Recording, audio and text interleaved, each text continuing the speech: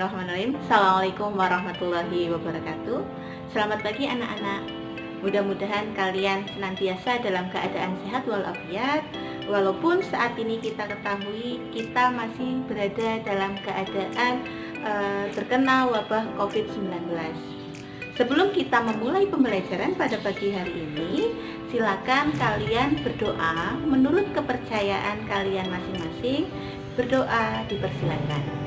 Bismillah. Baik, selanjutnya sebelum Ustazah melanjutkan ke materi, terlebih dahulu Ustazah akan memperkenalkan diri Ustazah. Perkenalkan, nama Ustazah Kiki Sulistiani, biasa dipanggil dengan sebutan Ustazah Kiki. Nah, untuk alamat rumah Ustazah berada di Bobotsari, Desa Majapura. Kemudian untuk kesempatan kali ini Ustazah mempunyai kesempatan untuk membersamai kalian dalam pembelajaran IPS. Insya Allah 1 semester ke depan di kelas 8 materi IPS akan Ustazah bimbing. Mudah-mudahan dalam pembelajaran, walaupun saat ini kita melakukan pembelajaran secara daring, bisa berjalan lancar tanpa halangan suatu apa. Dan pastikan setiap pembelajaran kalian selalu menyiapkan alat-alat dan bahan berupa buku, buku paket, dan alat tulis lainnya guna menunjang proses belajar mengajar. Selanjutnya, pada kesempatan kali ini Ustazah akan menyampaikan kaitannya dengan beberapa materi yang harus kalian pelajari di semester 1 ini. Nah, ada beberapa materi yang harus kalian pelajari. Yang pertama, kaitannya dengan organisasi ASEAN. Tentunya kalian sudah tidak asing lagi mendengar kalimat atau lembaga organisasi ASEAN yang memang berada di wilayah Asia Tenggara. Kemudian yang kedua, kalian akan mempelajari kaitannya dengan kerjasama apa saja yang telah dilakukan oleh Indonesia sebagai negara anggota ASEAN dan juga negara-negara lain dalam meningkatkan kualitas ekonomi, sosial, maupun budaya di kawasan Asia Tenggara.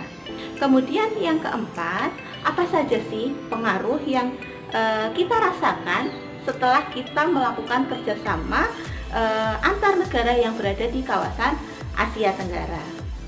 Kemudian yang keempat, masih kaitannya dengan ASEAN, nanti kalian akan mempelajari ada alih teknologi apa saja yang telah kita rasakan atau negara ASEAN lain rasakan setelah kita melakukan kerjasama ekonomi, budaya, sosial maupun politik sesama negara anggota ASEAN.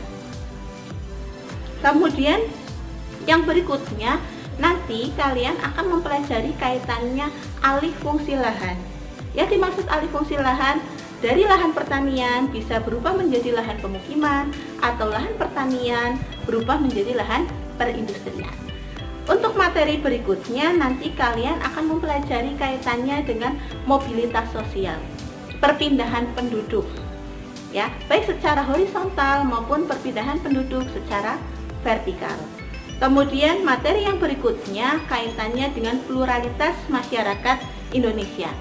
Kalian ketahui bahwasannya masyarakat Indonesia terdiri dari berbagai macam suku, berbagai macam agama, dan berbagai macam budaya. Kemudian yang berikutnya, apa saja sih peran dan fungsi dari keberagaman budaya yang ada di Indonesia? Materi berikutnya kita akan mempelajari bagaimana konflik sosial, apa saja latar belakang konflik, kemudian bagaimana cara kita untuk mengatasi konflik-konflik yang ada di dalam masyarakat.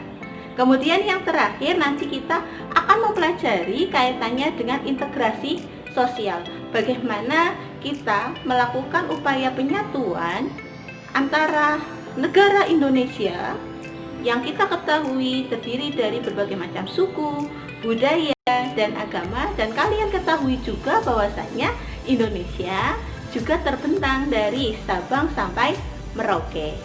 Nah, itu materi-materi esensial yang harus kalian pelajari. Mudah-mudahan nanti semua pembelajaran yang akan disampaikan bisa berjalan dengan lancar. Apabila terjadi kendala, jangan sungkan atau ragu untuk bertanya dengan ustazah atau juga bertanya dengan teman sebaya. Paham ya? Nah, sekiranya itu saja yang ingin ustazah sampaikan pada kesempatan kali ini.